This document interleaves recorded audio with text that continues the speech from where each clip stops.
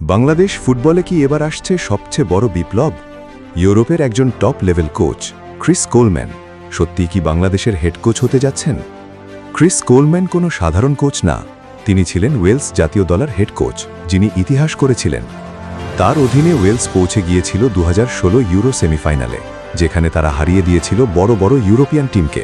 মানে তিনি এমন একজন কোচ যিনি ছোট টিমকেও বড় স্বপ্ন দেখাতে পারেন। এখন প্রশ্ন হলো, তিনি যদি বাংলাদেশে আসেন তাহলে কি হবে?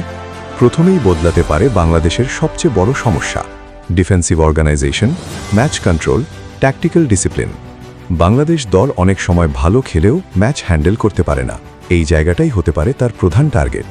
কিন্তু চ্যালেঞ্জও কম না, স্থানীয় লিগের দুর্বল মান, আন্তর্জাতিক অভিজ্ঞতার অভাব, লং টার্ম প্ল্যানের ঘাটতি। একজন কোচ একা কিছু বদলাতে পারবে না যদি সিস্টেম সাপোর্ট না করে। তবুও বাংলাদেশের কোটি ফুটবল ফ্যান এখন স্বপ্ন দেখছে একজন ইউরোপিয়ান কোচ, নতুন ফিটনেস, নতুন স্টাইল, আর হয়তো প্রথমবারের মতো একটি স্ট্রং বাংলাদেশ জাতীয় দল। প্রশ্ন একটাই, ক্রিস কোলম্যান কি সত্যিই বাংলাদেশ ফুটবলকে বদলে দিতে পারবেন, নাকি এটা শুধু আরেকটা গুজব? তোমার কি মনে হয়, বাংলাদেশ কি সত্যিই নতুন যুগে ঢুকতে যাচ্ছে? কমেন্টে তোমার মতামত দাও, আর ভিডিওটা লাইক প্লাস শেয়ার করতে ভুলো না।